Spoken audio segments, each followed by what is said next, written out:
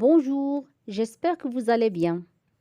Aujourd'hui, on va découvrir la lettre muette qu'on trouve dans les mots, que ce soit au début, au milieu ou à la fin. Tout d'abord, avant de commencer, je vais répondre à cette question. Qu'est-ce qu'une lettre muette? Une lettre muette, c'est une lettre qui ne se prononce pas. La lettre est présente dans l'orthographe du mot, mais ne produit pas de son quand on lit le mot. Ça veut dire je vois la lettre, mais je ne la lis pas.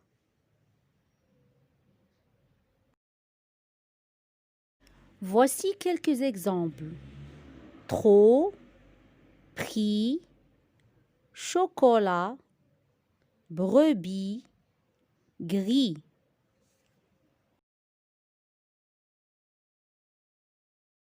La lettre muette qui se trouve au début d'un mot. Le plus souvent, la lettre muette placée au début du mot est la lettre H. Il n'y a aucune règle qui permet de savoir si le mot débute par un H. Exemple, l'homme au singulier, au pluriel je dis les hommes. Là, nous sommes en présence d'un H muet. On fait donc la liaison. L'autre exemple, l'hôpital. Au pluriel, les hôpitaux. Là aussi, on fait la liaison. Nous sommes en présence d'un H muet. L'haricot. Au pluriel, je dis les haricots. Alors là, on fait bien attention. Nous sommes en présence d'un H aspiré. Donc, pas de liaison. Pour le H muet et le H aspiré, je vais faire prochainement une vidéo sur cette leçon pour les bien mémoriser. Il existe d'autres mots où la lettre du début ne se prononce pas. Exemple, août, le A est muet au début du mot. La lettre muette qui se trouve au milieu d'un mot. Voici quelques exemples.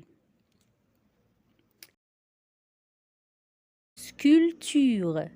Le P est muet au milieu du mot. Baptême. P est muet. Compter. Je dis compter, je dis pas compter. La lettre P est muet. Théâtre. Ici, le H est muet au milieu du mot. Automne, la même chose. M est muet au milieu du mot. Boulevard. E, je la prononce pas. Je dis pas boulevard. E est muet au milieu du mot. Les lettres muettes qui se trouvent à la fin d'un mot. Comment bien orthographier les mots avec les lettres muettes finales? On a deux méthodes afin de découvrir les lettres muettes finales. La première, c'est chercher le féminin du mot. Par exemple, le mot grand. C'est un mot, c'est un adjectif comme classe grammaticale, donc il est au masculin. Je dis grand, mais j'entends pas la lettre D, mais je dois l'écrire. Alors, comment peut-on savoir que c'est la lettre D? Je dois trouver le féminin et par la suite, je trouve facilement la lettre muette. Eh bien, grand au féminin, c'est grande. Alors, la lettre muette, c'est la lettre D. Prenons d'autres exemples. Petit au féminin, petite. Alors, la lettre muette, c'est la lettre T. Gris au féminin, grise. La lettre muette, c'est la lettre S. Vert au féminin, verte. Alors, la lettre muette, c'est la lettre T. Passons à la deuxième méthode, en cherchant le mot de la même famille. Par exemple, accord, c'est un mot, comme classe grammaticale, c'est un nom.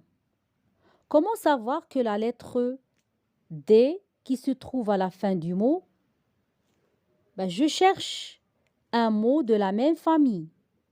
Ici, le mot de la même famille, c'est accordé. Alors, la lettre muette finale, c'est la lettre D. L'autre exemple, galop. Le mot de la même famille, c'est galoper. La lettre finale, c'est la lettre P. L'autre exemple, lit. Le mot de la même famille, literie. La lettre T, c'est la lettre muette. Le drap. Le mot de la même famille, c'est drapeau. Le P, c'est la lettre muette. Cette méthode de chercher le féminin ou bien un mot de la même famille, ça ne marche pas avec tous les mots. On sait bien que pour chaque règle, il y a des exceptions. Alors, pour bien découvrir les lettres muettes finales, il faut faire l'autodictée. Comment ça se prononce et comment ça s'écrit. Par exemple, loup, c'est un mot qui se termine par la lettre P. Elle est muette. Je ne la prononce pas.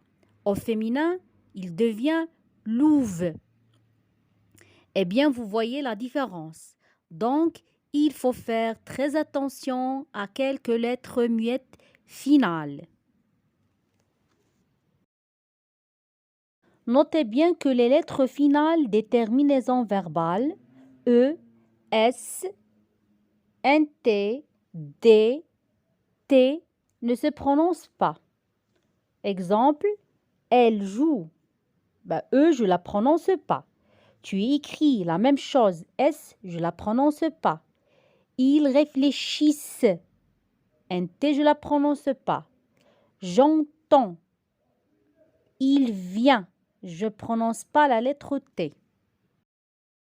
Le S et le X du pluriel des noms et des adjectifs ne se prononcent pas. Exemple, les vers noirs.